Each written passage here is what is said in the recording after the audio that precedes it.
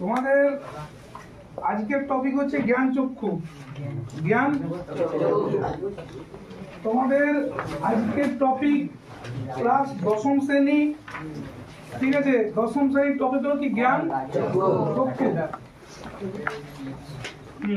এটাই বটে। খাঁটিটা তুলে এনেছে, বুঝলে কি বললাম? এখন প্রশ্ন হলো যে জ্ঞান চক্ষু আজকে পড়াবো তোমাদেরকে। লেখিকা লিখেছেন যিনি, কে? আশাপূর্ণা দেবী। আশাপূর্ণা দেবী, ঠিক। দেখো আমাদের তোমাদের যে জ্ঞান চক্ষু আছে, জ্ঞান চক্ষু পড়াটা ক্লাস 10-এর একটা বড় গুরুত্বপূর্ণ পড়া। স্টাডিং এর ক্ষেত্রে আছে পড়াটা। তোমাদের পেজ নম্বর কত? 10 নম্বর পেজে তোমাদের যে বই আছে পশ্চিমবঙ্গ মধ্যশিক্ষা পর্ষদের যে বই সাহিত্য সঞ্চয়ন, ঠিক আছে, সেই বইয়ের প্রথম পাঠ তোমাদের বাংলা গদ্যাংশ থেকে, গদ্য থেকে। এটা একটা ছোট গল্প,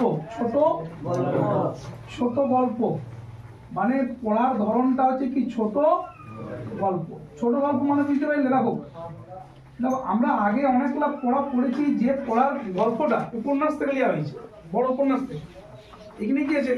গল্পটা হচ্ছে শুধু একটা ছোট গল্প, মানে এর পরে আর পড়া কিছু নাই, এখানে শেষ। ঠিক, ছোট গল্পের একটা নিয়ম কি, যে শেষ হয়েও হইল না শেষ, মানে শেষ হয়ে যাবে কিন্তু মনে হবে যে আরেকটু থাকলে, বাকি আরেকটু থাকলে ভালো হইতো। এটা হচ্ছে ছোট গল্পের বিষয়। ঠিক, এখন প্রশ্ন হলো যে দাদা আজকে যেটা আমরা পড়বো জ্ঞান চক্ষু, জ্ঞান চক্ষু সম্বন্ধে এর অর্থটা কি? জ্ঞান চক্ষু এর অর্থ কি বলো? অন্তর্দৃষ্টি, জাগরণ। হ্যাঁ, অন্তর্দৃষ্টি। জ্ঞান চক্ষু মানে ভেতরের তোমার যে ভাবনা, তুমি ন্যায্য ভুল আর ঠিকটা বিচার করতে যখন পারবে, ঠিক, তো সেই বিষয়টাকে বলছি কি? জ্ঞান চক্ষু। আমরা জ্ঞান চক্ষু, আচ্ছা প্রশ্ন করবো কাউকে, যদি কে বলো তো জ্ঞান চক্ষু কোন কাব্যগ্রন্থ, কোন গ্রন্থ থেকে নেওয়া হয়েছে? উৎস গ্রন্থ কি? কোন একটা তো বই থাকবে, সংকলন বই। তো লেখিকা তো আশাপূর্ণা দেবী, তার লেখা সম্পূর্ণ একটা বই হচ্ছে কি? কুমকুম। তাহলে উৎসটা কি হলো বাবু? কুমকুম। কুমকুম। তাহলে কুমকুম নামক উৎসটা কি? কুমকুম নামক গল্প গ্রন্থ থেকে নেওয়া হয়েছে। কোন পড়াটা নেওয়া হয়েছে? জ্ঞান চক্ষু। জ্ঞান কি? চক্ষু। অর্থ হলো অন্তর্দৃষ্টি। অন্তর্দৃষ্টি, এটা হচ্ছে জ্ঞান চক্ষু। অন্তর্দৃষ্টি জাগরিত হওয়া, জেগে যাবে। বলো ক্লিয়ার? আমি একটা কথা, বাংলা সাহিত্যের স্বনাম ধন্য লেখিকা, স্বনাম ধন্য, এই কথাটাই ভীষণ ইউজ করুন উপাধিতে সব ক্ষেত্রে, অনেকজনের ক্ষেত্রে। হ্যাঁ,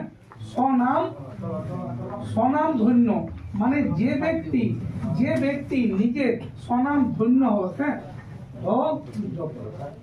স্বনাম ধন্য মানে যে ব্যক্তি নিজেই নিজের নাম চারদিকে ছড়াতে পারে।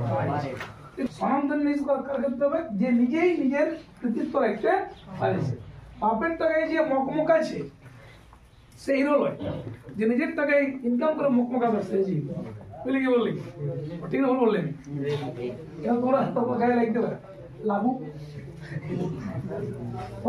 কুমকুম থেকে নেওয়া হয়েছে। টপিকে শুরু করছি, বেশি বলাবলি করবো নাই, তোমাদের নির্দিষ্ট পড়ার জন্য। ক্লাস 10 এখানে আমরা দুটা ক্যারেক্টার তো পড়াবো, দুটা চরিত্র আছে। চরিত্র অনেকগুলো আছে, খুব সব বলছি। মেন প্রধান চরিত্র তপন। প্রধান চরিত্র কাকে পাবো? তপন।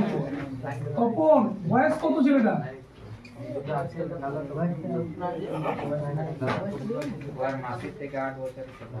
10-11 বছর বয়সের ছেলে। 10-11 বছর বয়সের ছেলে তপন। ঠিক, গল্প হচ্ছে এখানে দেখো তপন চরিত্রটা আছে, এবং তপনের যে মাসি, কোন মাসি? ছোট মাসি। তপনের ছোট মাসির বিবাহ। ছোট মাসির কি উপলক্ষ কি? সেই উপলক্ষে তপন, এই তপন, এটা তপন, হ্যাঁ তপনের বাবা আর তপনের মা, বলি কি বলি? তপন, তপনের বাবা, তপনের সবাই গেল কোথা? তপনের মামা ঘর, তপনের ওর ছোট মাসির বিয়ের উপলক্ষে গেল। তপনের মা বললো, তুই মামা ঘর যখন যাচ্ছি তো তুই অনেকদিন থাকবি, একে তো গ্রীষ্মকাল, হ্যাঁ তুই শোন তো হোমওয়ার্কের খাতাটা নিয়ে এলে, ওইটা নিয়ে এলে ওইখানে তুই বিয়া করতো, তুমি 3 দিনের মাথাবে বিয়া করবে, বাকি টাইম কি করবে? প্রতিদিন তুমি খাতাটা নিয়ে যাও, ওইখানেই তুমি হোমওয়ার্কটা করবে। মা বলো ডেঞ্জার, ডেঞ্জার ভালো হবে, ছেলেদের মঙ্গলে চাই। আর ছেলেরা বলো আমাকে পেশাব দিচ্ছে, মায়ের বকুনিতে খাতাটা নিয়ে, হোম টাস্কের খাতাটা, হ্যাঁ এটাকে না আমায় ছাড়লো না, মালা ঢোকা দেখি প্যাকেটটা ঢোকানছি, হ্যাঁ ঢোকানছি। এই তো হোম টাস্কের খাতাটা কে নিয়ে আনা করেছিল? তপনের আর চলে এলো বিয়া বাড়ি। বাস বিয়া বাড়িতে চপ্প তপন একদম পুরা এনজয় করছে, বুঝতে চাই না, কারণ হঠাৎ যেদিন বিবাহ, হ্যাঁ বিবাহ তো হয়ে গেল, তো জানিত নাই। বিবাহ পরে মেসো মাসে আসে না অষ্টমঙ্গলা করতে আসিছে, এবং শুনলো কার মুখে হয়তো শুনেছে যে মেসো লেখক বটে, তপনের যে ছোট মাসো মেসো, মাসির সঙ্গে যার বিবাহ হইলো সে তো মেসো হবে, কে হবে? মেসো, হ্যাঁ মেসো ফ্লিপকার্ট।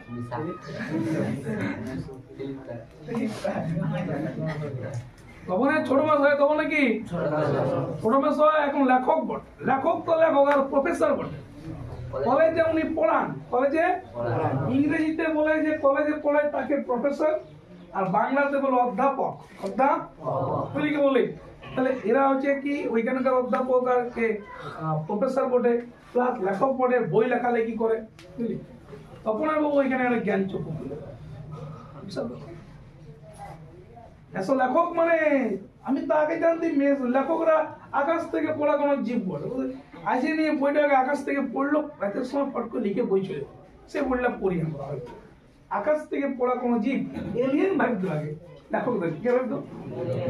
তখন ভাবতো কি বলে, তারপর তপনের জ্ঞান চক্ষু খুলে গেল, বাহ আমি এই সচক্ষে দেখলি যে লেখক মানে আমাদের মতনই, বাবা কাকার মামার মতনই একজন জল জ্যান্ত মানুষ বটে। তাহলে যদি মানুষ লিখছে লেখা, তো আমিও কেন লিখতে পারবো না? আমিও তো মানুষ, হ্যাঁ কি বলছি এটা? দেখে নিয়ে মোটিভেশন পায়ে গেল, ইন্সপিরেশন পায়ে গেল, সজ্জা হোম টাস্কের খাতাটা নিয়ে চলে গেল উপর একদম, হ্যাঁ 3 তলায় সিঁড়িতে উঠে নিয়ে ঝাড়ে রেখে দিল, আর এক বসনে, এক আসনে যেমন ভাবে বসেছিল ওই রকম করে একটা গল্প লিখে দিল। তোমার এক বছরে 8 ঘন্টা বুঝতে পারছো না, কারণটা এমনি হয়েছে, কারণ এমনি হয়েছে, একরকম লিখলো, কি কনসেন্ট্রেট কাজ, এক বছরে 3 তলা সিঁড়িতে একটা গল্প লিখলো, আস্ত একটা গল্প পুরা। আর গল্পটা পড়ে যখন পড়লো নিজে গায়ে কানা দিল, তখন বাপরে এমন লিখেছি, ও আবেগপূর্ণ ভাবে কানন হয়ে গেল, তখন আনন্দ সীমানায় গল্পটা লিখেছে, নিজের গল্প নিয়ে পড়ে গায়ে কাটা দিয়ে দিল, যা বাবা ও সেম সেম গল্প হয়ে গেছে। তখন ওইটাকে নিয়ে নিজের খুশিটাকে বলার জন্য, আনন্দটা বলার জন্য বিক্রম, তো ওই আনন্দটাকে বলবে কে যে সব থেকে কাছে হবে? তখন যে ছোট মাসি যার বিয়ে হলো কদিন আগে, বুঝলি কি বলি, সেই ছোট মাসির কাছে চলে গেল বন্ধুর মতো, তখন থেকে 8 বছর বড় হলো, তপনের বন্ধুর মতন বলে কে তোমাকে সব আনন্দ খবরটা বলবে, বুঝলি? দৌড়ে চলে গেল, তখন মাসিকে চপাক করে দিল, মাসি গল্প লেগেছি, দেখো গল্প লেগেছি। মাসি হ্যাঁ বাপরে গল্প দেখি, দেখলো আরে মাসি না পড়েনি, হালকা হালকা পড়েছে, বা দারুন দারুন দারুন। বলি হ্যাঁ কথা দেখে তো টুকলি পুকলি করে টুকে দিলে, কোন ঠিক আছে, কোন বই থেকে টুকে দে, আমি লিখেছি। মাসি বললো ঠিক আছে। মাসি এবারে কি করলো, লেখা, মাসি কি জানবে লেখার মূল্যটা, বুঝলি কি বললি? এ জহুরি যে স্বর্ণকার যারা ই করে, ওই সোনা রূপার কাজ করে বাবু, তারাই তো রত্নের মূল্যটা বুঝবে, যে এটা কোন হীরা না মুক্তা, কত দাম হবে, কি হবে, বুঝলি কি বল? বড় মাসি ভাবলো যে আমি তো বুঝতে নাই পারবো যে লেখা কেমন লিখেছে, আমার বরকে দেখায় তো লেখক বলে, তো বুঝবে। হ্যাঁ, স্বর্ণের মূল্য যেমন জহুরি জানে, রত্নের মূল্য যেমন জহুরি জানে, সেরকম লেখার মূল্য তো লেখকই বুঝবে। লেখার মূল্য লাইনে যে গুরুত্বপূর্ণ, স্বর্ণের হ্যাঁ রত্নের মূল্য জহুরির কাছে, জহুরিকে রত্নকে এবং এর তাৎপর্য ব্যাখ্যা করবো, গল্পের প্রসঙ্গে পাবো। মাসি এবারে নেই কার কাছে, মাসুর সেদিকে হাঁ করে চলে গেলো খাতাটা নিয়ে। জানি মেসোকে দেখালো, মেসো হালকা চোখ দারুণ হয়েছে, মেসো পাম দিল। নতুন নতুন নতুন শ্বশুর ঘর কার, মেসো। বলি নতুন শ্বশুর বাড়ির ছেলেকে খুশি করার জন্য মেসো বলে দারুণ হয়েছে বাবা, গল্পটা তোমার না আমি এটা একদম এটা ছাপাই দেবো। হ্যাঁ ছাপাই দিবে, বিশাল ব্যাপার। এবার নতুন নতুন যে জামাই যায় শ্বশুর বাড়ি বহুত ভদ্র থাকে, জামাই খাই এলো পয়সা আমি দিয়েছি 300 টাকা দিয়ে দিবে। নতুন নতুন জামাই যে খরচা করানো হেভি খরচা করে, ঠেলা তো ঠেলাই কিনলে এই তুমি এগুলো খাবে, খাও না খাও। এই আমার শাশুড়ির জন্য, এই মায়ের জন্য 500 টাকা নিয়েছো, বেগনি বেগনি সব নিয়ে আসে। নতুন নতুন জামাই তো একদম খুশি করে রেখেছি লাগে, বুঝলি কি বলবো। হ্যাঁ, তুমি যদি বিয়া করে যেদিন যাবে হয়তো শ্বশুর বাড়ি, এবার তোমার হয়তো যে বড় শালা দেখবে তার হয়তো বেটা তোমাকে হ্যাঁ এমনি করতে নাই বাবু, হ্যাঁ তুই বলবি সেই নাই, তুই কিছু বলবি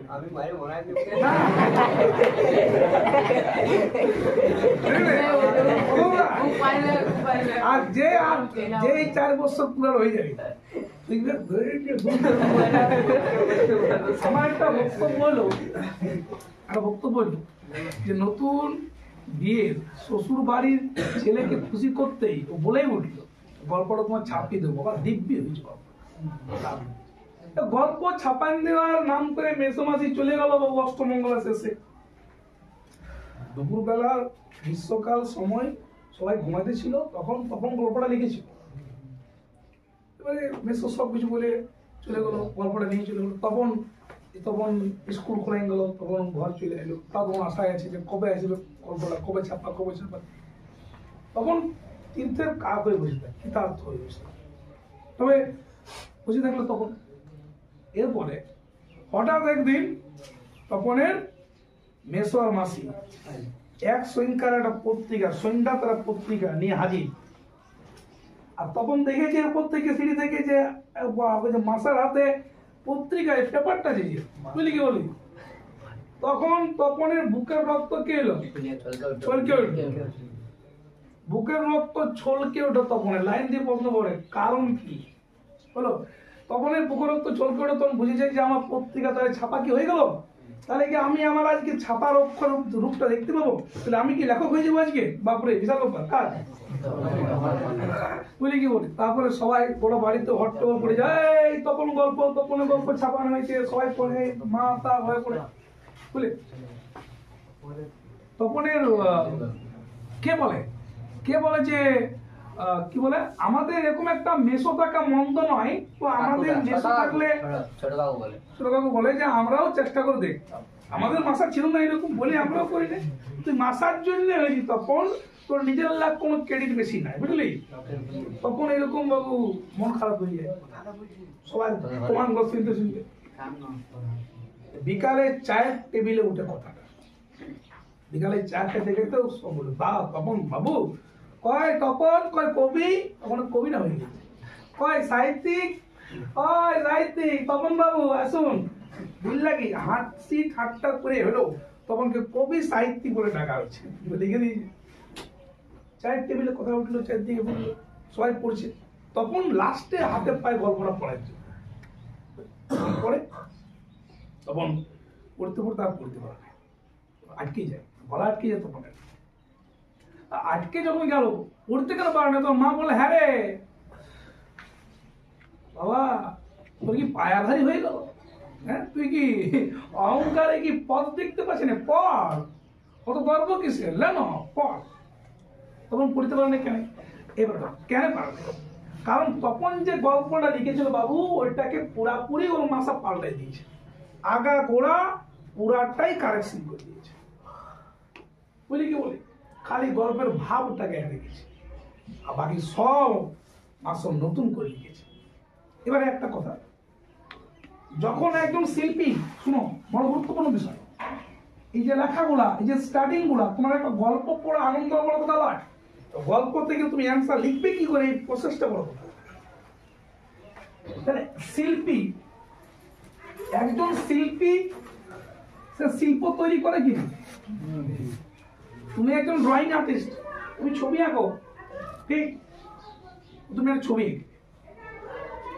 গণেশের ছবি দারুণ, আর আমার দেখালে দেখাটা কেমন হয়েছে, তা আমি দারুণ হয়েছে, আমি একটু নিয়ে যাবো, বা এক জায়গায় একটু ভুল আছে আমি ঠিক করে দেবো। পরের দিন আমি নতুন করে লিখে দিয়েছি, আত্মকথা দিয়েছি, তুই কি লোককে দেখে খুশি হবে? এটা না। তাহলে শিল্পী সবসময় তার শিল্প কলার মধ্যে নিজেকে খুঁজে পেয়েছে, নিজেকে খুঁজে পেয়েছে, আর তখন কি খুঁজে পেল? বাস, শিল্পী তার শিল্প কলার মধ্যে নিজেকে যখন খুঁজে পায় না, তখন সে দুঃখে ভেঙে পড়ে, তখন তাই হয়েছে। তখন লেখক সে নিজে লিখেছিল, কিন্তু তার গল্পটিকে আগা গোড়া কারেকশন করে দেওয়ায় সে শিল্পী হিসাবে তার শিল্প সত্তাকে লেখার মধ্যে খুঁজে তখন দুঃখ হয়েছে। সেকেন্ড বার জ্ঞান চক্ষু ওপেন হয়ে গেল। প্রথম জ্ঞান চক্ষু ওপেন হয়ে গেল কখন? যখন জানলো যে লেখক মানে আকাশ কাপড় কোনো জীব নয়, লেখক মানে আমাদের মতনই সাধারণ একজন মানুষ। ফার্স্ট টাইম জ্ঞান চক্ষু খুললো, সেকেন্ড টাইম জ্ঞান চক্ষু খুললো কখন? বুঝতে পারি যে পুরা তো এটা তো আমি নিজেকে নিজে খুঁজে পাচ্ছি না, পুরো পাল্টান দিয়ে গেছি। ওরা কি করেছে? আগা গোড়া পুরাটা কাজ, ঠিক? তখন প্রতিজ্ঞা করল যে এইবার কারো ভরসা নাই, যদি এখন আমি নিজে লেখি, যত খারাপ লেখা হোক, যত নিকৃষ্ট মানের লেখা হোক, সে লেখাটা আমি নিজে ছাপতে দেবো, নিজে যাই ছাপতে দেবো, আমার কাঁচা হাতে লেখাই ছাপতে দেবো, ছাপা হোক আর না হোক। এই নিজের লেখা পড়তে যাই নিয়ে অন্যের লেখা পড়া পৃথিবীতে দুঃখের আর অপমানের এর থেকে কিছু না, কে বলে না? তখন এত বড় ভাবনা যখন বুঝতে পারলো, এটা এবার জ্ঞান চক্ষু কি হলো? গল্পের দুবার জ্ঞান চক্ষু খোলা কথা আছে, প্রথম এবং দ্বিতীয়। সবচেয়ে গুরুত্বপূর্ণ কোনটা বলে? দ্বিতীয়। হলো ক্লিয়ার? এটা হচ্ছে জ্ঞান চক্ষু। পুরা গল্পের যে আদল, পুরা গল্প টপিক, পুরা গল্পটার যে সার মর্ম বিষয়বস্তু বিষয়ে আমি তোমাকে আজ বললাম জ্ঞান চক্ষু। আশা করি তোমরা গল্পর পুরা বিষয়টা বুঝতে পারলে, ফলে এরপর যদি পড়াটা পড়ো তাহলে অনায়াসে পড়ার প্রত্যেকটা অংশ বুঝতে পারবে। হলো ক্লিয়ার? তাহলে কি বললে? জ্ঞান চক্ষু।